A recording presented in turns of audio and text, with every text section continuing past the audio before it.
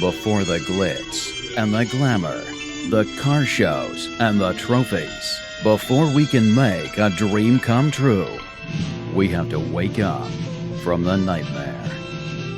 Still under the gun after the COVID shutdown, the ghouls are shifting the graveyard machine into high gear. Our Mopar morticians are tagging and bagging, draining fluids, and packing these bodies into cramped little boxes, continuing the process that nature began, except that we bring them back.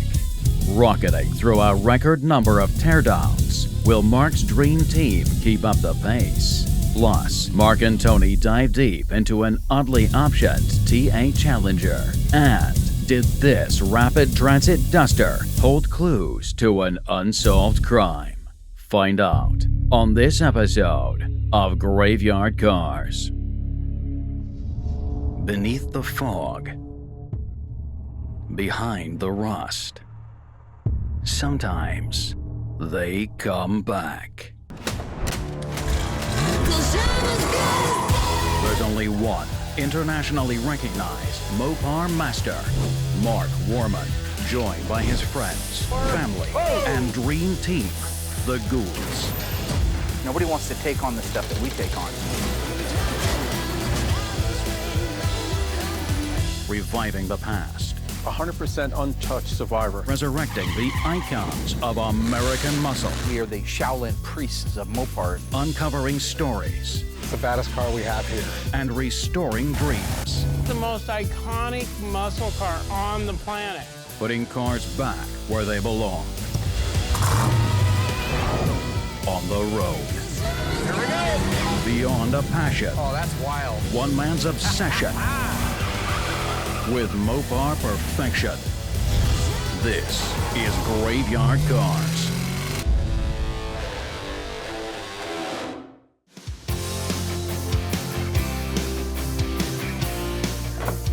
There we go. Thanks, sir. You're welcome. Another present? All right. So one of the last times Tony was out here, I got together with him. We love validating cars when he's here. When I first look at a car with Mark, or any car really looking initially to see if there's any red flags, anything that just doesn't smell right. Was the car rebodied? Was the numbers swapped? Engine numbers manipulated, or what have you like that? I had a TA Challenger. It's a red car, numbers matching, automatic. Really a neat car. Nice thing is when you're looking at a car like this TA, I don't think it's been on the road since '89 according to the license plate, and there wasn't too much funny business going on back then. But things could have happened. Sometimes you get in a front end accident and they change the front clip on the car just to keep the car on the road.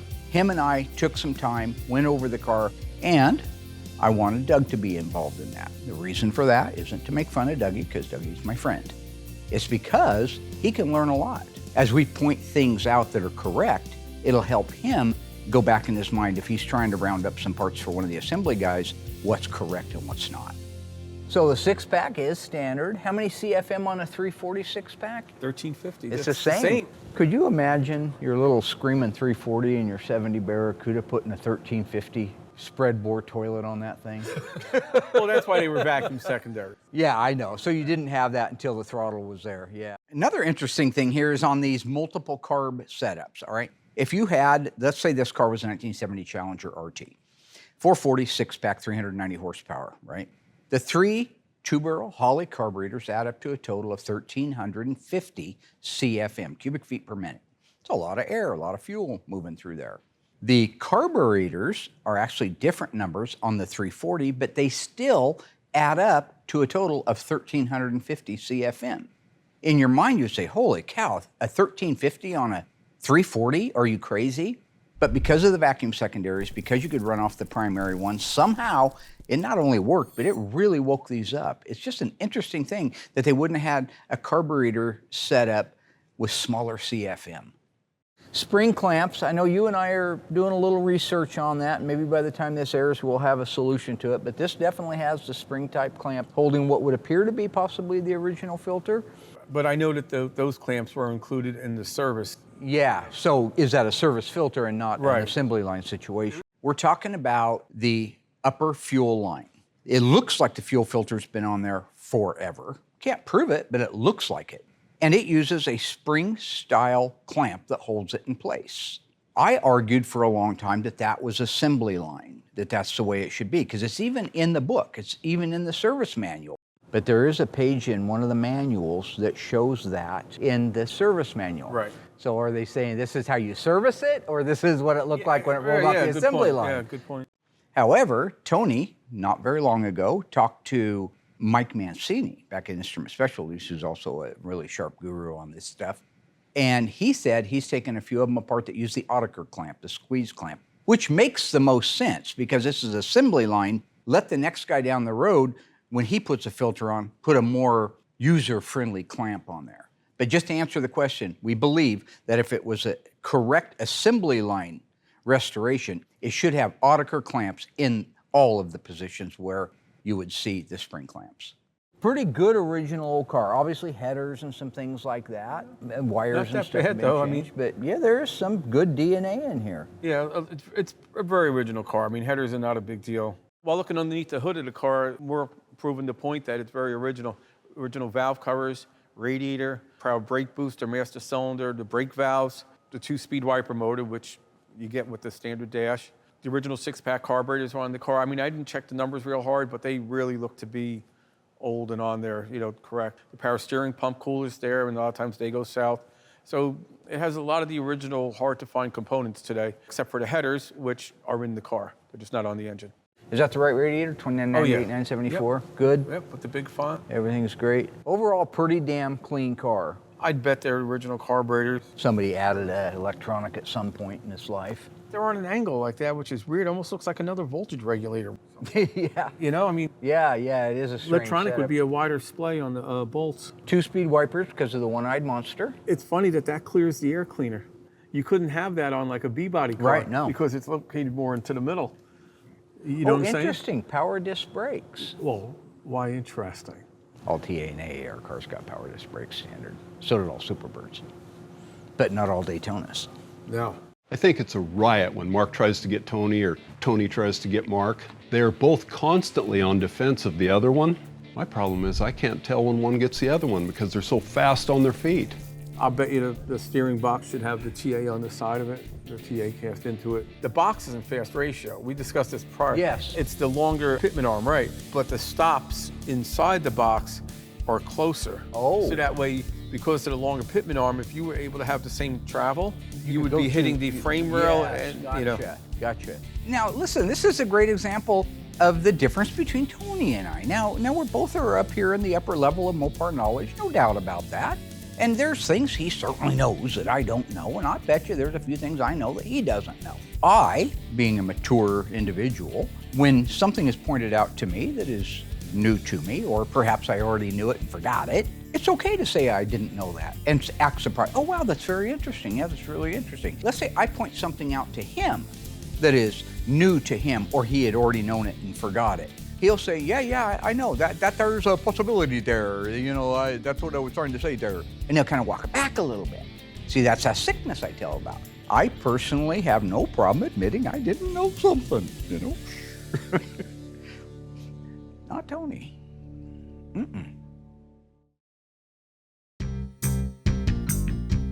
One of the most fantastic little cars that we have going through, I don't get too excited too often over the B-bodies, they're not my favorite, but this little jewel is actually the second 1969 Coronet RT that we've ever restored. That car was a red on red car. This car is a tan. This is a T7. It's a 440 Magnum car. It is an automatic Ram Charger hood. Really neat car, all numbers matching. Part of the reason that I'm really looking forward to seeing the car go through the shop is the great memories of my friend Will when I think of 69 Dodge Coronet RTs. Because if you recall, those of you who've been watching for a long time, the original pilot episode featured 1969 Dodge Coronet RT, very rare car. Just a great story, and you'll see why it's so fun for me to relive the misery because of Will's handiwork. Good Lord. That car, R6 Red, he panel painted it. One of the first Mopars he did for me. He panel painted the car, meaning he painted the body separate from the doors and the hood from the fenders and the deck lid. And I remember telling him specifically, now here was the order, right? Colonel Jessup gave the order. I want you to count out the number of coats it takes to hide, because it's too easy on these cars to have a little bit of transparency in the color that you can't see in the booth, until you bolt the whole car together. 1 week before the car was supposed to leave, we got a chance to get it bolted together to see that Will didn't follow the instructions. Absolutely not. I make a mistake. 27 years, Mark's got one mistake of me on film. It's a cornet, I panel painted it, he put it back together, it didn't match. One panel from the other to the other, it looked like a package of all red Skittles. And we happen to have it on camera because of the show. I never hear the end of it. I got people here that make mistakes all the time. I've had a car get fully put together, go to drive it out of our parking lot, turn left, but the steering wasn't hooked up correctly, so the car went straight. Where's that footage? So I ended up staying all night, redoing it, blocking it, and painting it by myself. Then it was perfect, and then it could go home. I came in Monday and the car had all been repainted by Mark, so it all worked out. So that's why I pick on you, Will. You don't follow orders. I don't think I've had Mark repaint anything that I've done other than that one. Now I'm number one and Brody's number two, and we do great. If this was Gitmo, you follow orders or people die. It's that simple, right? You're just damn lucky it ain't Gitmo and I ain't Colonel Jessup. Another great example. I have a car over in assembly.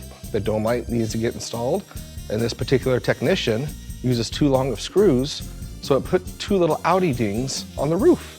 I have to repaint the back half of the car. Where's that footage? This stuff happens all the time. One mistake in 27 years isn't bad. Assembly is a walking mistake.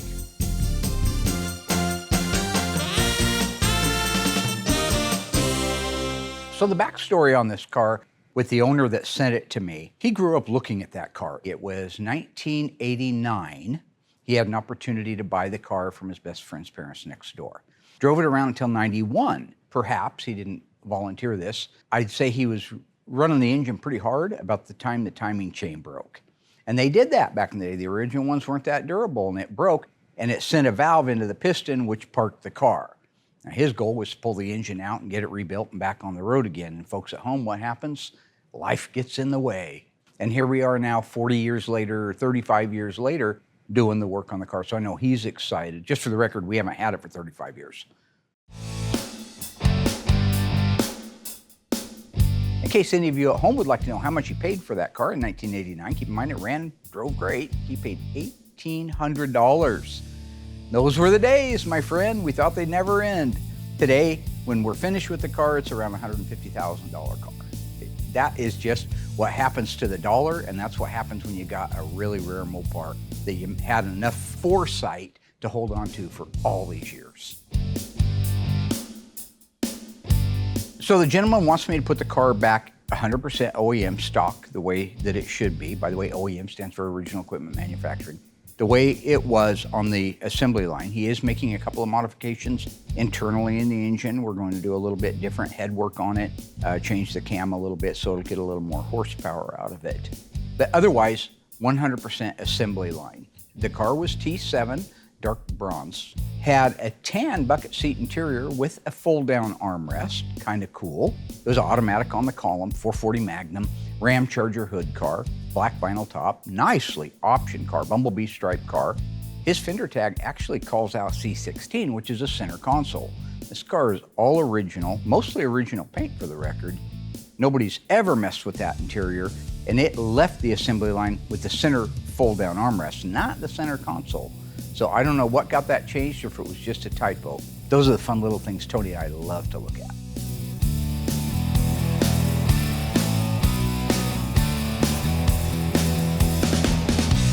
So the guys worked hard on getting the car completely disassembled. It is down to its raw, original birthday suit. There's nothing on that car. That means it now goes out into the queue, sets on the rack, and gets ready to be chemically dipped. Go ahead and read what you got. I was curious about a couple of questions. You know, one thing that's for all TAs, but it's sort of interesting, is it's a JH, not a JS. Never understood it. So they weren't trying to sidestep the insurance code like they were trying to trick with the A66 cars and get away from the JS. So what we're going into there are the first two digits of the vehicle identification number. A Challenger RT is a JS. The J means Challenger, the S means Special Price Class, in that case it means RT. If you had a Charger, it would be XS. The S would also mean Charger RT. If you had a Cornet, it'd be WS, and so on. This particular one is JS. Typically, that's your performance car. Here we've got a 340 six-pack autocross car designed and born to boogie that actually carries a JH price code. Now, the reason we think might be for that is because the second digit of the VIN, that S, probably kicked the car up in price for the insurance companies. So they left the S off, this is all hypotheses, and it sidestepped the possible extra money you would have had to pay to insure it. Plymouth really didn't have a version of an A66 car. No, right. So maybe it was a more. CUDA came with a 340 optionally. Yeah, so Gotcha. maybe Dodge was trying to do that, and they also got to cheat you on the rally gauges. There's this one guy I know calls the standard dash, the non-rally dash with the big speedometer, a one-eyed monster. Is he from the East Coast? Yes. You want to see if everything else is looking okay there? I enjoy watching Mark and Tony when they're in their zones. They're both incredibly knowledgeable, but they definitely have a different way of talking on the East Coast. Do you see a J68? No, but there's a J54. Yeah, I don't get it. This is a Hamtramck. Obviously, they only Right. built the ARTAs in Hamtramck, and it. And J54, of course, is the sport hood, the rally hood, Yeah. Raisin Brand hood. The N94, which is the fiberglass hood. Bill Goldberg, 70 CUDA, 440, six-barrel, four-speed car. LA car calls out J54 and N96. Crazy. Yeah. And what's the difference And between you know- an N96 and an N94, by the way? N94 is the fiberglass hood, N96 is the fresh air, Gotcha. Ram Charger, air grabber hood. You look at the fender tag for this car. It is coded for N94, November 94, which is the Trans Am AAR style cold air induction hood. But on that fender tag, you also see the original sport hood. If you go over to two other CUDAs that I got, E-Body, both cars built in the LA plant, Shaker hood cars. One calls out the J54 Sport hood and the N96, while the other one doesn't. Why? Why in some cases is there a call out for two hoods? You can't do that from the factory. We don't know the answer to that. You know something else that's really weird too? If this was a JS car, an RT, I could understand having the J54. But this is a JH car. Why would they even put the J54 on there? Right. Now there's a great one. Could you get it? It came Yes. standard on 340. On a 66 But that's package. such a long stretch to, I don't know the answer to that. Another thing about the fiberglass hood, it's always open. There's no, like a Shaker has an on-off door, air grabber, you can close and open, but these hoods are always open, so therefore the air cleaner has drains on them, so when water comes in, it'll escape, and there's some hoses that come off those drains to direct the water away from the engine itself. Oh, it's got the Trans Am tag? Yes, yep, Trans Am Fantastic. tag. I noticed that. Why is that on there? It's something that all the AARs and TAs had. They were considered Trans Am package cars. Yeah. I remember loving the looks of the AR CUDA when we were young. I didn't know exactly what it stood for at the time. It stands for All American Racing. The AAR is the first of 3 Plymouth CUDAs, constructed by Dan Gurney's All American Racers, AAR, for competition in the 1970 Trans Am Championship. Dodge's answer to the Trans Am Racing Series was a TA Challenger. I love learning this stuff. Now, did you see the lock nut on the shock, on the upper shock? Very rarely are those put back on. I worked at JCPenney Auto Center where all I did was tires, batteries, and accessories, and all I wanted was that nut off there. Oh yeah. Send it flying. Hell yeah. Put some aftermarket crap on there. Power steering with the cooler, of course. Oh yeah, TA, yeah. It's weird to see nothing for hood latch stuff on a car. Right. Just seems really dangerous, doesn't it? Those hood pins weren't no latched. safety or anything to hold down the hoods. These are it, totally. The A12 cars in '69 had fiberglass hoods, but they were lift-off. They weren't hinged. These are hinged, and they still didn't put any kind of safety latch or latch in the front. The only thing holding these hoods down are the hood pins only. Which, did you notice the factory locking hood pins, like the locking gas cap? Oh, extra charge. Theft was a real thing even back then, folks, so. One thing about the cars with the hinged fiberglass hoods, they had light-duty springs on them, so that way you wouldn't damage the hood while closing them. Of course, that wasn't an issue with the steel hood cars. They had the heavier springs. But the owner in this case actually modified these springs so they had even less tension, so I guess even less of a chance to damage the hood, or maybe he was having a hard time closing it, or maybe he was smart enough and knew that some of the other cars, the hoods were getting damaged, and he just jumped ahead of the game by extending these springs so that we didn't have as much tension on them, and therefore closed even easier. All right. Let's get your thoughts on a few other things here. How about the front?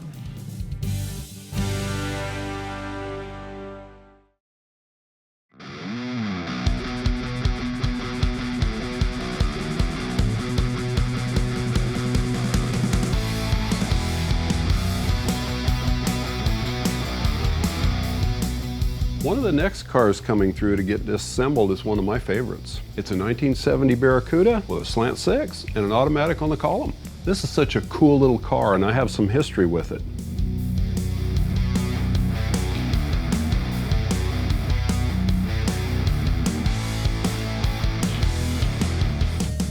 The car isn't much for options, and I think it holds the record to date for the shortest autopsy report at GYC.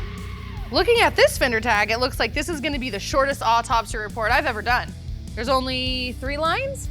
J25, variable speed wipers, which I think for the record is the only option this car has.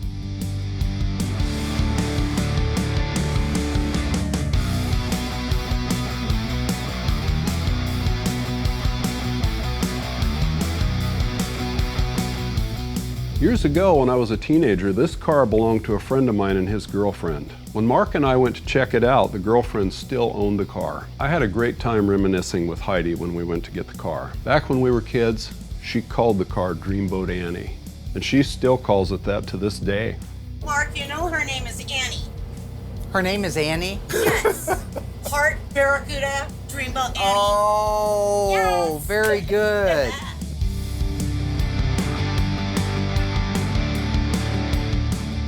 With this car disassembled, it sets in queue waiting to go to the dipper, and then it comes back to the metal shop.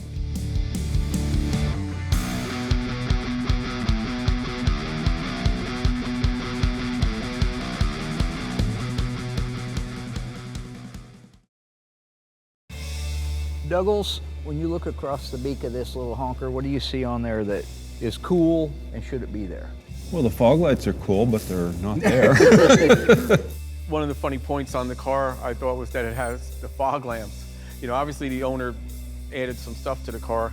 The CUDA fog lamps was something. I've never seen that on a Challenger. Added the rear window louvers, which I think look great on the car, and they're very fitting. I've never seen a Challenger fog lamps, and they really look like original CUDA fog They lamps. must have come across them back when you could get them probably cheap. Maybe a junkyard had some there. The chin spoilers, I don't want to get hung out to dry by the TA nuts, but I think all the TAs got it. I'm pretty sure. But if not, you feel free to light up my Facebook page and call me an idiot, because I like it. Black grill, that's unique just to the TA Challenger. RTs too. Yeah, I get it pretty early to get Yeah, I know. You're doing fine on that one. All fiberglass hood, cold air induction, huh? One of the coolest points on a TA Challenger is the TA hood. It's fiberglass. This one's in really nice shape. Many times they're warped in the middle of the fenders. It stinks like that. You can try to correct them, but this one here is one of the best I've seen. It does have the original squirters in the back, which are specific to the AAR and TA hood. They're pretty rare and hard to come by because they only came on these cars. The other cars have the squirters coming up in the back through the cowl vents. I like what Chrysler did with these cars. This is in the AAR, and now currently we have an AAR that we're painting. That's the EF8 green one that Will did I don't know, maybe last season or something. And this will be the first TA to go through the shop with you guys watching. Years and years ago, before I even started Graveyard Cars, I did a top banana yellow 1970 Dodge Challenger TA that I bought from a guy up in Portland. This car had been stored for 30 years in a crab, they call them crab shacks, over on the coast. And I guess they keep all their crab gear and everything in it, but it's right on the ocean. So that car was probably the most rotten car I've ever done in my entire life. That was when I wish I would have took more photos and could share today. But overall, this car is a super nice, clean, numbers matching car. It'd be great if it was a 4-speed, not an automatic in my mind, but if you're driving the car, they're much funner to drive an automatic. Only car, like we said, that left the factory with 2 different tire sizes, G6015 on the back, E6015 in the front, fiberglass hood, relocated antenna, the minutia on these things. 4 speeds. Did you even know that if it was a 4-speed, that it used a different lever on the transmission for the E-bodies to shorten up the throw from first, second, third to fourth? Then later in 71, they just double hold the lever so that you could make your car, whether it was TA or not a TA, or an AAR or not an AAR, a short shift. So a Challenger's a Challenger, right? Same side markers, different decals, of course, on the TA. Same we talked about the fender. Fender, but just being rolled. But Being it's the rolled, same, right. Same door, just different decal. These two act like it's second nature, but when they said something about the rolled fender, I asked Mark later what they were talking about. It turns out that the Hemi E-body cars and the Trans Am AER cars both came from the factory with 15-inch wheels. So to make sure the tires didn't hit the fender, they rolled the inside of the fender lip. How about the megaphone exhaust? That's just cool that it's still on there. Heck yeah. One of the coolest points about the AAR and TA cars is the side exit exhaust. I don't know of another car that really came like that, but back in that era, it's really cool. The back tires on these are larger than the fronts. The backs are G60s, which is the biggest size ever put on an E-body, because even the Hemi cars got F60s front and rear. The taller rear tires help with the clearance for the side exhaust tips. That's a neat side exhaust. And this, not that this car has the original tires, but all the ARs and TAs, it was the only car that I could think of made that had different sized tires. I never was able to find one that was different either. It was always the TA and the AR, the only car, at least left Chrysler. Maybe there was some Brand X dung boxes that did, I don't know. G60s and E60s. Yeah, yeah. The TA Challenger and the AAR Cuda left the assembly line with two different tire sizes. To our knowledge, it's the only Chrysler muscle car that did. I don't even know what other cars did. But the only Chrysler muscle cars we can think of that did had a G60 15 in the rear and an E60 jumped over the F, which is standard on your Hemi Cudas, okay? We believe it's to get the clearance in the back, right? It's a taller tire than an F in the back and an E shorter in the front. Because the megaphone exhaust comes right out in front of the tire, you could potentially have clearance problems there. We think that was the reasoning behind it. If we're wrong, we're wrong. We aren't saying 1000% that's why, but that's what we believe. The next car getting disassembled is also a favorite of mine. It was featured a couple years ago in an autopsy report. But just to recap, this 1970 Cuda 340 is an automatic and it is loaded with options. This is a B5 Blue Fire Metallic. This has an all-blue bucket seat interior, a console, and air conditioning. It also has factory power windows as well as a factory luggage rack. It has a rubber front bumper, through the pan rear exhaust with tips, hockey stick stripe, and a black vinyl top. Now while this car is loaded with options, including AM/FM stereo, the only thing that keeps it from being perfect is it doesn't have an 8-track player like my Barracuda did. As Eddie would say, that's 2 tickets to paradise.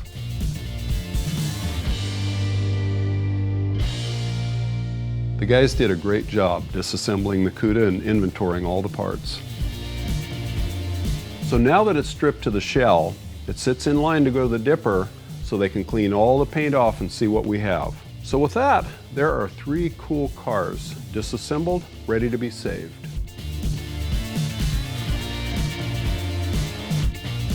Rear window louvers. They're added, but I believe they're originals. Well, you look at the interior. This is standard gauges, one-eyed monster. Got the cool tack. But the thing about the standard gauges, though, 70 Challenger standard gauges are different than 70 Cuda. They are? Oh yeah, the printing, the fonts on all the numbers, and the radio surround bezel and the heater control panel. On a 70 Challenger standard dash only, they're ribbed. There's vertical ribs on them. I know that. 70 Cuda's Barracuda standard dash is not like that. Right. 71 Challenger got away from that. This whole dash is unique to 70. Like the dash pad with the trims, the way it comes out. But I didn't know that about the gauges, that the font is actually different between those two. Yeah, one time we had lined up like 4 or 5 different gauge panels, all a little bit different. Unbelievable. I didn't know about the standard Challenger dashes either. It turns out the 1970 Challenger dash is all by itself. It has vertical lines, or ribs if you will, and the font on the Challenger standard dash is different than the Barracuda. That's something I'll have to watch for. Like I say, I learn a lot when these guys are together. And it's got the left and right painted mirrors. Yeah. It's called out they for painted that. in black, but they're supposed to be body color. A lot of liberties here. A lot of liberties. Oh, Tony D'Agostino. So, of course, the TA spoiler with the decal underneath it, all factory stuff. No through-the-pan exhaust. How come there's no through-the-pan? You know why there's no through-the-pan exhaust? Uh-huh. Why? Because it's got those pretty little tips out there. I read that you could have 4 exhaust pipes on one of these cars. Is that not You're thinking true? of Trans Am, maybe. Oh, real I'm Trans Am, a Pontiac. Yeah. Poop box Trans Am. But one thing is, see the rear antenna. Yep. You know why? Dougie? Do you know why they have the antenna in the back? You got me. They were concerned that the fiberglass hood could cause interference. Could cause or interference suppress because it. it wouldn't suppress it. So therefore, wow, that fender up there should not have a fender hole in it. Right. And it doesn't. service replacement part didn't have holes in them. You had to add them. Earlier ones didn't, later ones did. They did add it. Right, because the radio was just sort of standard on all the cars. It's a really cool car. Yeah, it is. I love it. Yeah, it needs some body work. Yeah, it's a rusty car. Complete car, and looks like all the trick stuff is pretty much there. And I think you said I think everything came with it. Yeah. It's a good overall car. Has a little bit of rust. It's not too bad. They're used to dealing with that stuff all the time. But one of the hardest things they deal with is searching for parts for some of these cars, especially something as rare and specific as TA. But this has all that good stuff on it, so that's a cool deal. So they're all set. But definitely give this 2 thumbs up. It's a good project car. Yeah, at the end of the day, we both agreed the car was real. I learned a few things, which I openly admit I do sometimes when Tony's out. And it just ups your appreciation for such a rare car. I'd probably prefer the AAR in the Trans Am series just because I think it's a little bit sexier car. But I have a new appreciation for the TA and the AAR after I did all of my research and found out the things about the shifter and stuff like that. Good job. Am I the only one hungry? Well, no, you gotta be.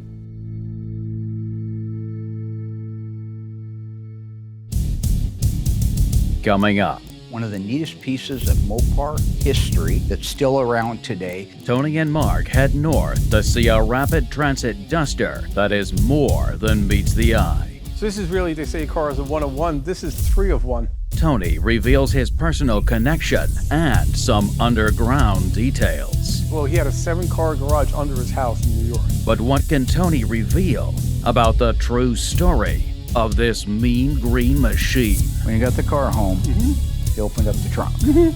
This may not be suitable for the faint of heart. A leopard skin rug, a bloody machete. Was this true crime Mopar mystery ever solved? No idea why it was in there? Find out when Graveyard Carz returns.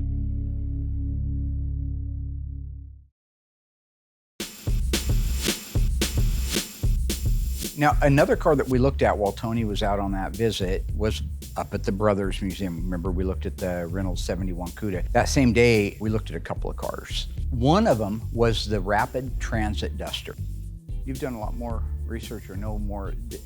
I think it's a fantastic car. I think it's just so cool. And you were very good friends with Steve Giuliano. You guys were best friends, right?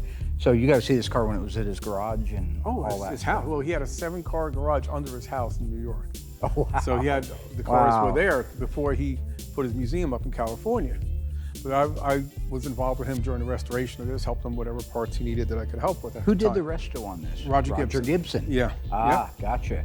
It is, without a doubt, one of the neatest pieces of Mopar history that's still around today, that we still have a lot of interesting information on, as well as some really cool backstory stuff. You know, and this was, so out of the realm because it's not like restoring a car like the Cuda we looked at, When they had to have this done, it was for the New York Auto Show. Originally, yes. Originally, because it was done in 70 for the Rapid Transit System. Late 69 for the 70 model year. But then it was redone in 71. Yep. And that was to make the Rapid Transit support the Well, Rapid for the 71 Transit, cars. which was a mobile caravan. That was the whole point of it. It was a mobile car show. Right, and what it was, this wasn't stuff that was brought to the new car shows as much as it was brought around to the dealerships. Like you could pay, like I had to order forms because I have some of the original posters for the Rapid Transit Caravan. Come see at our dealership, and they would have come with a tractor trailer, all lettered up cool and all, and it would have the 3 cars, the Duster, the Cuda, and the Roadrunner. So there were actually 4 cars total made because the Roadrunner changed so much from 70 to 71, right? Whereas the Cuda and the Duster just got an upgrade from 70 to 71. So this was red for 1970. In 70, the original car was done in red. And who did the original car? The car was designed by Harry Bradley. And he had to design it from design drawings of what the Duster was to look like. Because the Duster wasn't done. Because it wasn't done at that time. Harry Bradley had to design the car without even having a real Duster in front of him.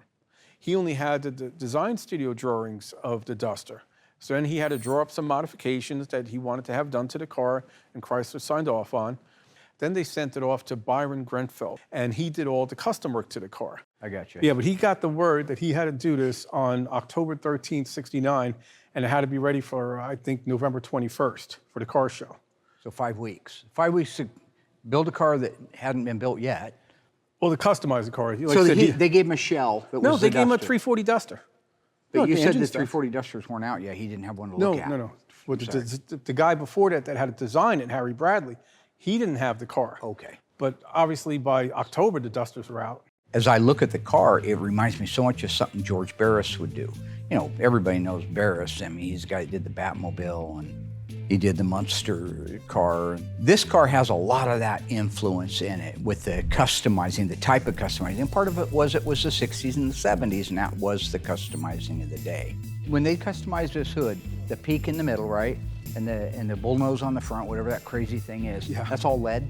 Yeah, heavy It's lead. legitimate lead. I remember with Steve lifting the hood up, It's not easy. No. Last time I was here, I tried to lift it up Yeah. and it was super heavy. very heavy, I bet the hood weighs 200 or 300 pounds. easy. Of the days of lightweight cars that had aluminum front ends on them or were acid dipped, this is the opposite. This is 10 times the weight of the factory hood. So yeah, I mean, the thing is, I looked over the car pretty good last time, and I really appreciated a lot of the things I saw.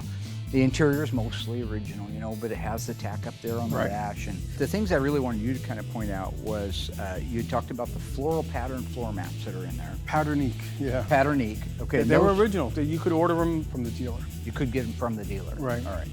And also the gas caps. The gas caps Right. originally are Shelby Cobra. Yep, Shelby Cobra gas caps. They used it on this. The one on the right-hand side is fake. it's a dummy. Goes right into the trunk. Yep, So if you wanted to fill your trunk up with fuel, you could do that. you found it too. And the scoops in the front are supposedly scoops that would function to cool the brakes. to cool the brakes, yep. The motor and everything's stock. Yeah, on any of the show cars, they never did anything under the hood Because they weren't planning on showing them under there, right? Same thing with the interiors. They never really Right. did much with the addition of some gauges in the interiors.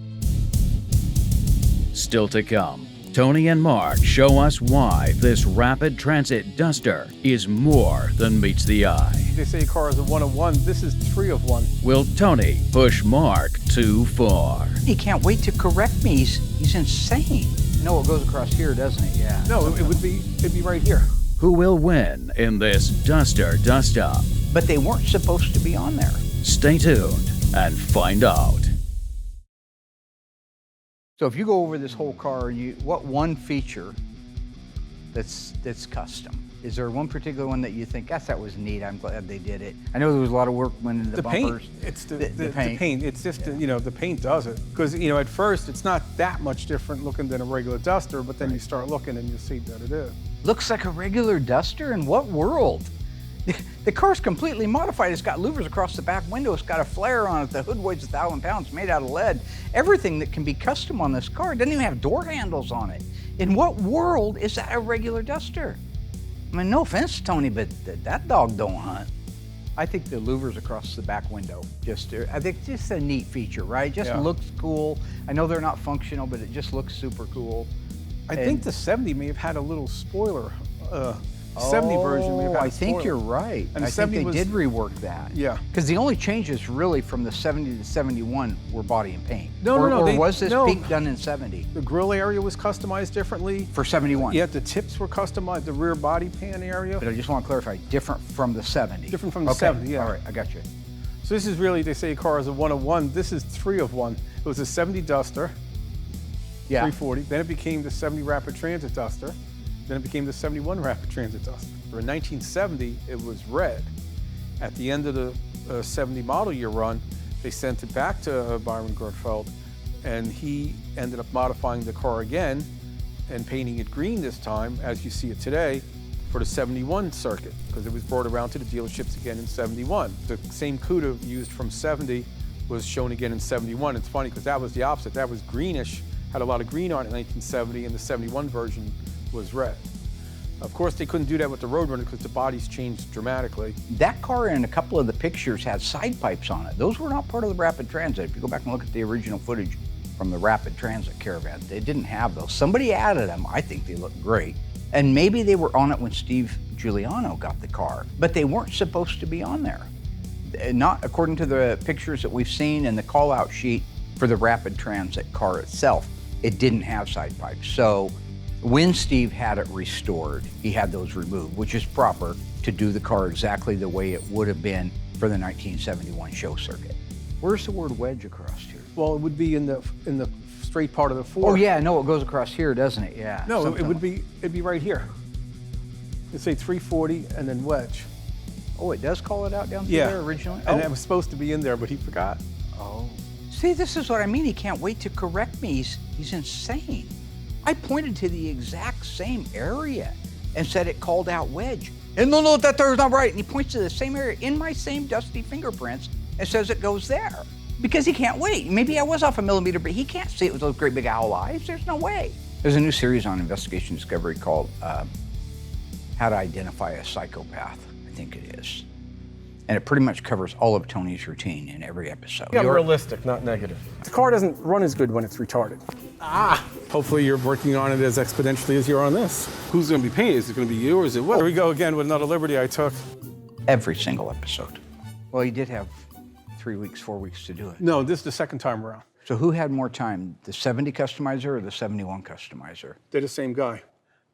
Okay, the same guy customized the cars, but then there's the designer of the car. The designer guy was Harry Bradley. Okay. He's the one that had to go by drawings. Got And it. then when he got the approval from Chrysler to go ahead and build it, then Byron, that customized the car, only had 5 weeks. Gotcha. And he didn't, like I said, there was no really interior mods, no under hood mods. All they do under the hood, as far as I know, with all the rapid transit or show cars, they just spray it black.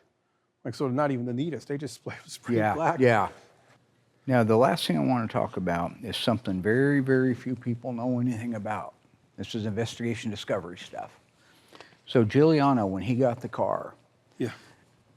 I know that it was in a parking garage. It took him forever to talk the guys into selling it from the parking garage. Well, it was something how like he that. found the car. And I want to say this as tribute to Steve. He was tenacious. He just wouldn't give up. He wanted to find these cars. He put ads all over national newspapers and hot rod magazines and stuff. Somebody responded to him and says, hey, I know where that car is you're looking for. It's in a parking garage in Detroit. And Steve doesn't let any grass grow under his feet. He flew right out to Detroit. And when he got the car home, he opened up the trunk. Well, the biggest thing in there was an air conditioner. That's why it was sitting low in the back when he got it. He thought the springs broke. Like a house, like a window rattler, Yeah. air conditioner? And after that, there was a leopard skin rug, a bloody machete, and some women's undergarments In the trunk. in the trunk. A bloody machete. Hollywood prop stuff or real blood? He cleaned it off and didn't want to know, No idea why it was in there? No, the car was left for dead in the early 80s. So it was set there over 10, 13 years. Well, it turns out the mysterious machete and panties and the leopard print is all still in the trunk. Bingo! You know, you hit that last letter, bingo, B6. I don't know. What's the code for squirrel cover? Guy's name wasn't Jason that had the car. It's unknown. Maybe he'll show up now that he sees it on TV. Here's the difference between a sense of humor and not a sense of humor. I got a sense of humor, right? Tony really thinks that the freaky Jason from Friday the 13th is gonna come out and find out, watch the episode. Okay, Jason's got a lot going on. I don't think he's gonna be watching Graveyard Carz unless perhaps it was on Friday night, I don't know. But he's not gonna come out and check out the car afterwards with the hockey mask and everything and say, yeah, that's where I left my machete. I couldn't figure it out. Come on, man, it's freaky Jason. I think that's a good way just to end it at that. Right?